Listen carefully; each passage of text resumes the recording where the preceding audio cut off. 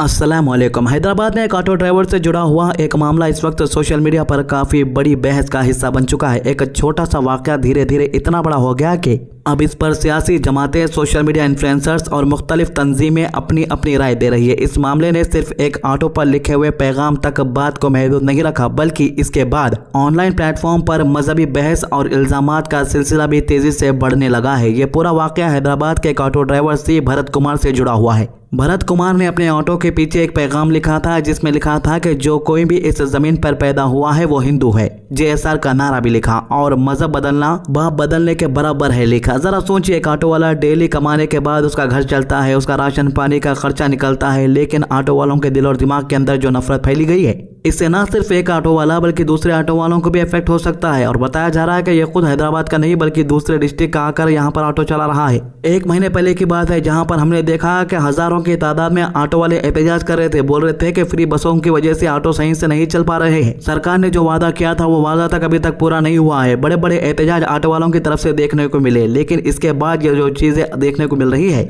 ये एक बड़ी अफसोस की बात है, क्योंकि हैदराबाद शहर के अंदर हिंदू, मुस्लिम, क्रिश्चियन सभी ऑटो वाले एक साथ मिलकर साथ में रहते हैं, खुशियां बांटते हैं, चाय पीते हैं, होटलों में नाश्ते करते हैं, बिरयानियां खाते। इस भाईचारे को बिगाड़ने की कोशिश समझी जा रही है। खैर, इस पैगाम को देखते ही एक मुकामी शख्स ने एतराज किया और दोनों के दरमियान बहस हुई। बाद में मामला अत्तापुर पुलिस स्टेशन तक पहुंचा, जहां पुलिस ने इस सिलसिले में पूछताछ की। इस वाक़े के बाद एक और ऑडियो या गुफ्तगू भी सोशल मीडिया पर वायरल होने लगी, जिसमें दावा किया गया कि एक police sub inspector auto driver से इस पैगाम के बारे में सवाल कर रहा है। इस वायरल कन्वर्सेशन के बाद सोशल मीडिया पर लोगों ने अपनी अपनी तरफ से वीडियो बनाना शुरू कर दिया और मामले को ज्यादा गर्म कर दिया। आपको बता दूं कि तेलंगाना, हैदराबाद में पहले कुछ अंधभक्त के इन्फ्लुएंसर बहुत कम थे, उनकी गिनी चुनी तादाद थी। अब ये तादाद दिन ब दिन बढ़ती जा रही। हर छोटा सा एक मामूली सी मामले को भी ये लोग हिंदू मुसलमान करके एक बड़ा करने की कोशिश कर रहे हैं, क्योंकि इनका एक ख्वाब है कि तेलंगाना के अंदर किसी न किसी तरह बीजेपी की सरकार बन जाए। लोगों के अंदर यह डर पैदा किया जाए कि बीजेपी की सरकार नहीं होगी तो ऐसे ही वाक़ियों का सामना करना पड़ेगा। इसलिए लोगों को बहकाया जा रहा है, फुसलाया जा रहा है कि किसी न किसी तरह बीजेपी को सपोर्ट में लाए, यानी सत्ता में लाए।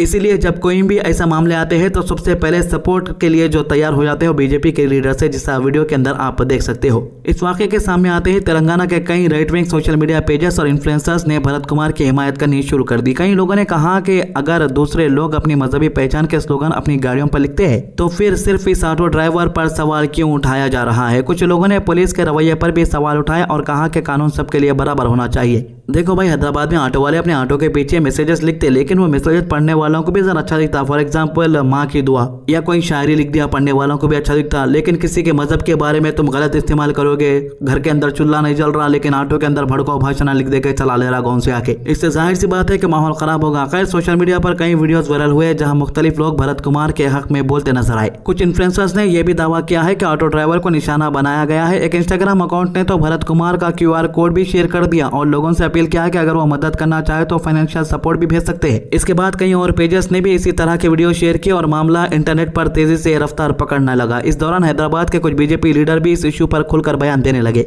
उन्होंने इस वाक़े को आज़ादी बयान और मजहबी पहचान से जोड़ता हुआ अपनी राय पेश की। दूसरी तरफ रूलिंग कांग्रेस के कई लीडर इस मामले पर खामोशी नजर आए। जब कुछ मीडिया इदारों ने कांग्रेस के सीनियर लीडर से सवाल किया तो उन्होंने कहा कि तेलंगाना में इस तरह के फिरका वाराना वाक़यात बढ़ते जा रहे हैं और सियासी जमातें भी इस मसाइल को अपने अपने नजरिए से इस्तेमाल कर रही है। कांग्रेस के एक सीनियर लीडर ने यह भी कहा है कि अगर होम डिपार्टमेंट की जिम्मेदारी किसी मुकम्मल तवज्जो देने वाले वजीर के पास होती तो शायद इस तरह के वाक़यात को बेहतर तरीके से हैंडल किया जा सकता। साथ ही इन्होंने इल्जाम लगाया कि बीजेपी हर छोटे बड़े वाक़े को सियासी फायदे के लिए इस्तेमाल कर रही है। इस रिपोर्ट में पिछले चंद हफ्तों के कुछ और वाक़यात का भी जिक्र किया गया। कुछ दिन पहले हैदराबाद के एक स्कूल प्रिंसिपल आमिर खान का मामला भी काफी सुर्खियों में रहा है। उन पर इल्जाम लगाया गया कि स्कूल में गैर मुस्लिम स्टूडेंट को उर्दू और इस्लामी तालीम दी जा रही है। बाद में आमिर खान ने सफाई देते हुए कहा कि स्कूल में कंस्ट्रक्शन चल रही थी, जिसकी वजह से बच्चों को एक एक क्लास में बिठाया गया था और किसी को भी मजहबी तालीम नहीं दी गई। इस वाक़े के बाद कई लोगों ने यह भी याद दिलाया कि उर्दू तेलंगाना की दूसरी ऑफिशियल लैंग्वेज है और इसको किसी गैर मुल्की या अजनबी जुबान के तौर पर पेश करना ठीक नहीं है। इस पर सोशल मीडिया पर काफी बहस देखने को मिली। रिपोर्ट के मुताबिक तेलंगाना के पिछले कुछ फिरका वाराना वाक़यात का भी जिक्र किया है। शमशाबाद के करीब जोकोल गांव के पोचमा मंदिर में कुछ अफराद ने मूर्तियों को नुकसान पहुंचाया था। इसके बाद हनुमान मंदिर में भी इस तरह का वाक़या पेश आया, जहां मूर्तियों को तोड़ने की खबर मिली। इन वाक़यात के बाद विश्व हिंदू परिषद और बजरंग दल जैसे ग्रुप्स ने एहतजाज किया और जिम्मेदारों के खिलाफ सख्त कार्रवाई की मांग की। जो भी माहौल खराब करे पुलिस वाले उनको पकड़े। उन लोगों में से ज्यादातर लोगों की दिमागी हालत सही नहीं मिली है। रिपोर्ट्स में यह भी आया है